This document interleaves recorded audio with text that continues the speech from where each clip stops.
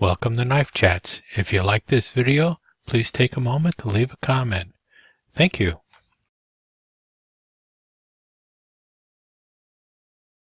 Thought I'd take a look at a knife in my white smooth bone collection, and for today it's going to be my Scimitar Bowie. Now this is a knife that I made from a blade blank that I bought from Smoky Mountain Knife Works. They called it the Scimitar Bowie blade. As you can tell, it's a rather large blade. 11 inches overall for the blade. Came with the S-guard. It has a push tang that goes to about here. It's about 5.5 inches long on the push tang. And then I added a cow bone for the handle. I didn't know what I was going to handle it with when I bought it, but I ended up using a nice piece of cow bone.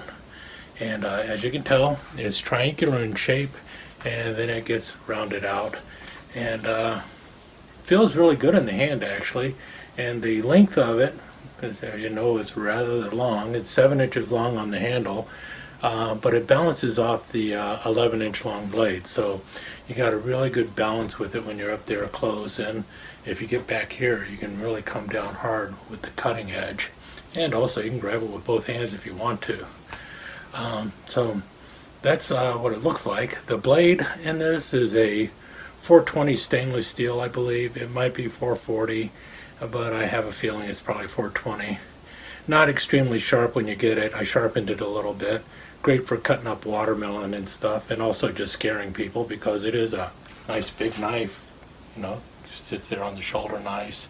Come down real fast with it. Haven't made a sheath with it yet. One of these days I will. And then that'll be kind of interesting. It was a little tricky to build because I had to clean out all of this bone, and that also meant passing that push tang through there and having to get in there with nail files and everything, or metal files, and clean out all that bone to get that thing to pass through. As you notice, it's not extremely straight. Kind of flat on this side, but it curves on this side, and so did the passageway. So I had to do a lot of filing to get that blade to go in there nice and straight. And then it's held in there with actually 2 pins going through the bone. I wish I could find them because I did a pretty good job of hiding where the pins go. But it's also filled with marine epoxy all the way through the bone, all the way up to the front of the handle. This was, I think, the second knife I ever made. And for a cap on the pommel, that is an imitation 4 real piece, which is basically half a piece of 8. So it'd be like 4 pennies instead of, well, 4 real. It would be basically like a 50-cent piece, an old Spanish coin, because a piece of 8 was basically a Spanish dollar. In any case, that's my Scimitar Bowie that I made from a blade blank, and it is the largest knife in my white smooth bone collection, and kind of happy with it. One reason, because I put it together myself, and second of all, it's just a big nasty looking knife. Thanks for watching. Hope you liked it. Just a quick recap. The blade is known as the Scimitar Bowie. It was a blade blank bought through Smoky Mountain Knife Works. The blade is actually 3/16 of an inch thick. It's 11 inches long, and it has a 5.5-inch hidden push tang, and it comes with the brass S-guard. The handle of the knife is made from a stabilized piece of cattle bone from the leg of a cow. As you can see here, each of those squares is 1 inch square, so you can see that the S-guard is quite substantial. It's almost 4 inches long, made out of solid brass.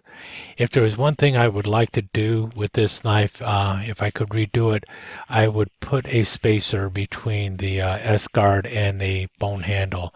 I'm still trying to think of a way of doing that so it would look a little bit neater. I mentioned in the video that this is a 4 real piece. That's spelled R-E-A-L-E. It's actually an escudo, which would be a $2 coin instead of a 50-cent piece.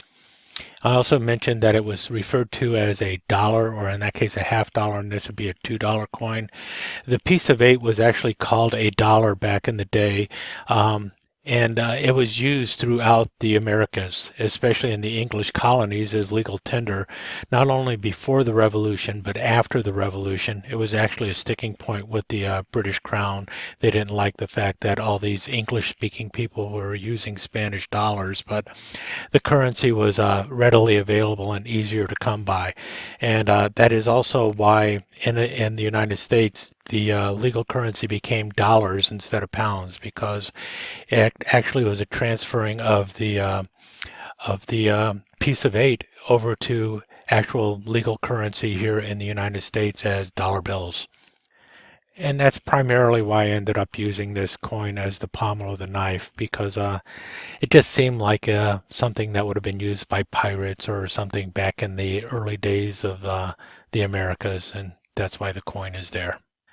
Okay, moving along, the blade at its narrowest point is about 1 3/8 of an inch wide. And you see here at its widest point, it is just shy of 3 inches wide. And so as you can see, it's a rather impressive knife overall at 22 inches long. And the blade is substantial enough and heavy enough that it easily cuts through a watermelon just by smashing through it. And I'm sure that you could probably take off a person's hand if you came down fast enough with it, simply through the brute strength of the blade, even though it is probably just 420 steel. And it being tough like that, it might just easily cleave through bone. Not something I would try. I have hacked into 2x4s with it, and it has done some major chunking with it. So it's kind of like an axe in that respect. And the further back you hold the handle, the more force you have with that blade coming down. So while it is kind of a show thing and more like a zombie killer knife, it is definitely functional as a slasher or cutter, but obviously not the best knife to go around stabbing people with. In any case, I'd love to hear your opinions of this knife and any other knife in my white smooth bone knife collection.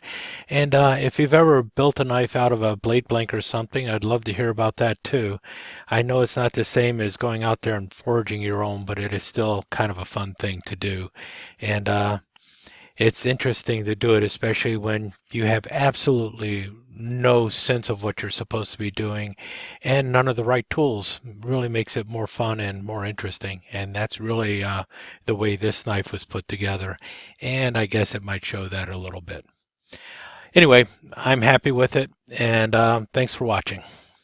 Thank you so much for joining us. I hope you enjoyed this episode of Knife Chats, and if you did, please like and share it with your friends.